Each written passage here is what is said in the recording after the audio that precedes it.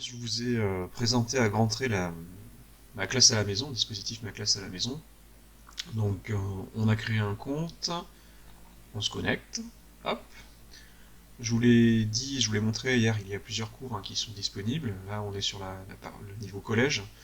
Bon, ces cours sont d'un intérêt limité parce qu'on ne peut pas personnaliser en fait la progressivité des apprentissages, les exercices. En revanche, vraiment le point fort de la plateforme, c'est classe virtuelle. Donc on clique sur classe virtuelle, et là on a deux liens. Le premier lien, c'est le lien qui va permettre au professeur de lancer la classe virtuelle et d'administrer en fait cette classe virtuelle, la diffusion de la vidéo, du son. Et le deuxième lien, c'est le lien que l'on va donner aux élèves. Donc nous, ce qui nous intéresse, c'est côté professeur, qu'est-ce qui se passe. Alors côté professeur, donc on colle le lien pour accéder donc à l'espace de diffusion. Et donc là, on va avoir plusieurs choses. Donc on peut enregistrer déjà la session pour une diffusion après ultérieure pour les élèves éventuellement qui n'auraient pas pu assister ou se connecter en temps et en heure au cours. Donc premier point, commencer l'enregistrement. On peut utiliser le téléphone pour l'audio si on n'a pas de micro. Donc ça c'est plutôt intéressant. On va partager l'audio, donc voilà. Partager la vidéo, c'est ici. Et puis, alors c'était pas très intuitif, mais pour trouver toutes ces fonctionnalités, c'est en bas, ouvrir le panneau de collaboration. Et donc ce panneau de collaboration, alors on a une interface pour discuter, un chat, avec donc tout le monde peut discuter, par exemple. Et puis aussi en tant que modérateur, donc on peut intervenir pour réguler un petit peu tout ça. Alors ici, on va avoir les personnes qui sont présentes, puis surtout, et là c'est ce qui nous intéresse nous en tant qu'enseignants, ça va être soit on a partagé un tableau vide, donc c'est le cas ici, donc ça veut dire qu'on peut, si on a en particulier, donc on peut écrire, alors si on le fait depuis une tablette, ça peut être pratique pour dessiner des choses, etc. Par exemple, à la souris c'est un petit peu plus compliqué. Et ça peut être intéressant pour détourer, entourer sur un support. On va pouvoir taper du texte, donc ça aussi ça peut être intéressant pour les phases de correction. La gomme donc va permettre de tout effacer. On va pouvoir faire des formes également. Donc imaginons on peut construire une carte mentale en temps réel avec les élèves. On va surtout pouvoir partager l'application et l'écran. Donc est-ce qu'on veut partager l'intégralité de l'écran, c'est pas forcément obligatoirement, la fenêtre de l'application, l'onglet Chrome, etc.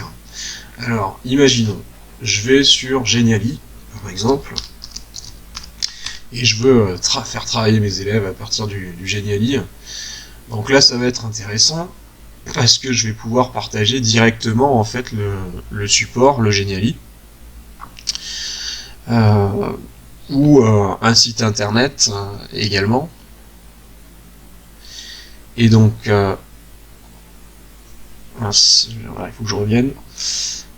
Donc, par exemple,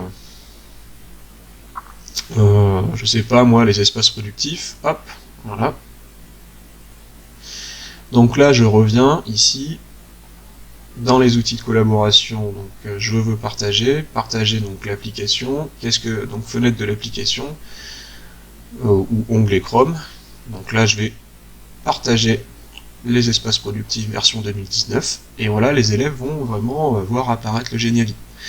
Donc au fur et à mesure, je vais pouvoir commenter le cours directement et aussi dire aux élèves à distance tels élèves, vous travaillez sur tel dossier, le dossier par exemple sur Vignoble sans Serrois. Les autres élèves, vous allez travailler sur le dossier numéro 2. Et en même temps, je vais pouvoir aussi dire aux élèves,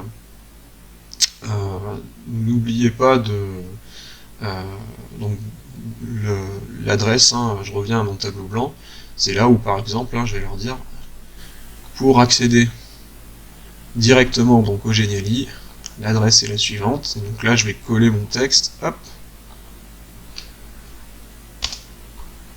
et donc les élèves ont le lien directement, hop, comme si j'étais en fait en classe, tout simplement. On peut partager aussi des fichiers à distance. C'est-à-dire que donc soit on les met dans Pronote en amont du cours, soit le jour de la connexion, on va les mettre directement sur la plateforme. On va pouvoir créer aussi des sondages avec des questions. Est-ce que donc on vient de voir telle activité et là on va vérifier pour voir si les élèves ont bien compris et suivent. Et puis des questions oui, non, par exemple, des vrais faux. Donc voilà pour les principales fonctionnalités. On peut régler aussi donc, sur les paramètres vidéo, le micro. Bon, la seule chose c'est d'avoir éventuellement une webcam. Et ce qui peut être intéressant pour voir les réactions des élèves, c'est qu'eux aussi est une webcam, ou en tout cas une application, enfin une source vidéo. Après, ce n'est pas très grave, du moment qu'ils aient accès à votre voix et que vous puissiez aussi les entendre, c'est largement suffisant pour travailler à distance, en tout cas via cette application.